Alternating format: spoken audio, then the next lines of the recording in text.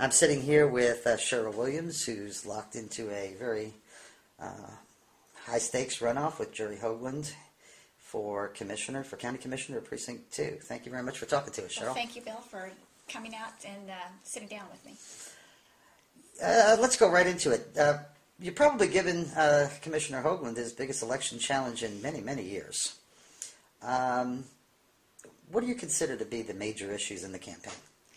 Well, I consider taxation and planning, transportation issues. I consider the fact that Mr. Hoagland is financing his campaigns almost entirely with money from people who do business with the county or seek to do business with the county. I think that while there's nothing illegal about it, it really is something that needs to stop. And I think it makes people feel like they don't have a say in their own government, and that there's some other, there's other special interests that are having a much greater influence than voters. Very good, thank you. You mentioned roads. Let's talk about roads for a bit.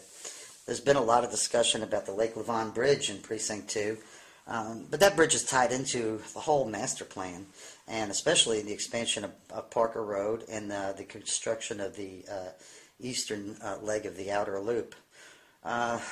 Looking at the outer loop, the Commissioner's Court has spent about 2 years now without success trying to find a formula to finance it. And meanwhile, the community's resistance to toll roads seems to be stiffening. What are your thoughts on how this region and county are going to develop Loop 9? Do you think we will in our lifetime? Well, I certainly hope in my lifetime. I do think that transportation projects in general are very difficult right now. And, of course, with what's happening in Washington, I don't foresee that we're going to get a lot of relief. But the state, I think we still have to expect that the state is going to have to find a new way to fund roadways, and they're going to have to stop the diversions of gasoline tax. And then I don't know that our reliance on toll roads will ever completely go away, but at the same time, I think we have to have a balance of roadways so that not every roadway you get on is a tollway. But when you're looking at projects like the outer loop, I think that probably tolling is the only alternative that we probably will be able to have. But the state needs to be picking up their fair share and participating adequately. And I'm very concerned about Collin County, our money being sucked away from Collin County to deal with projects in other parts of the state. So we need to work very diligently to keep that from occurring, so that what funds we do have, we're able to keep in Collin County and work on transportation issues here.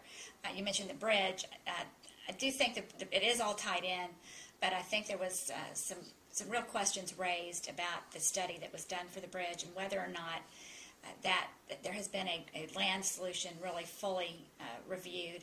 And if you look at the maps that COG provided for that study, they show a map that has a lot of congestion on it, and then they show a map if all the projects that are on the master plan were built, that has a lot of reduction in congestion, but it does not include the bridge. So all that reduction in congestion could occur without having a bridge over Lake Levon.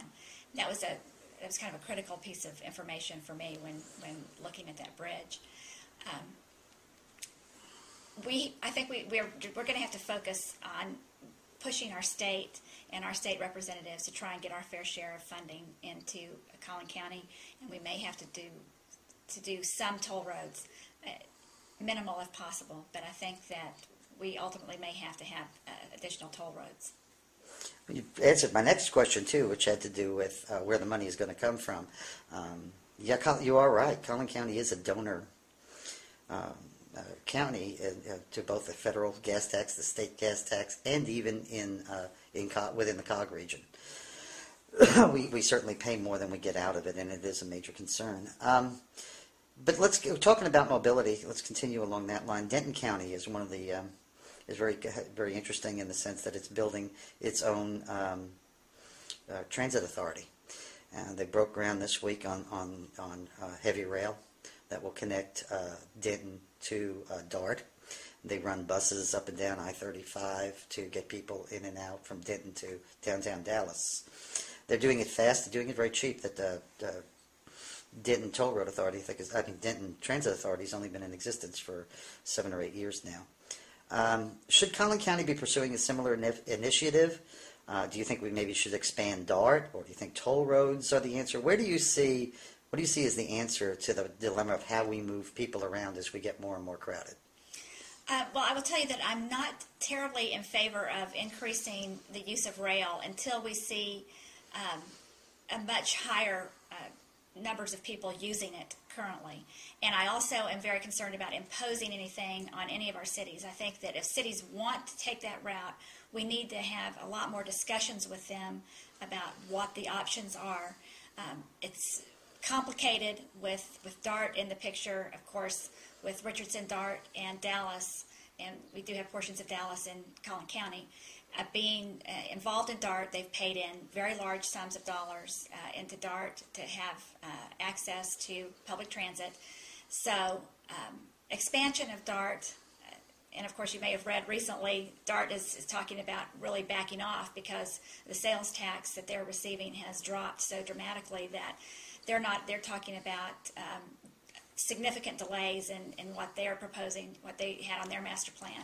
So I'm not sure that DART is the answer to that. But I think that before we would even consider something like a mass transit plan, we would have to get the buy-in or at least the interest from cities and make sure that is the direction that they would want to go. And then I wouldn't be interested in moving forward with something if we did not have a plan that could pay for it and in a reasonable way. I think it's I think get mass transit is a difficult thing to get suburban cities to buy into. Yeah, light rail is certainly very expensive. Well, thank you very much. I appreciate you sitting down with me. I'd like to do it again, and we'll ask some more questions here. Cheryl, good luck to you in your campaign. Thank you.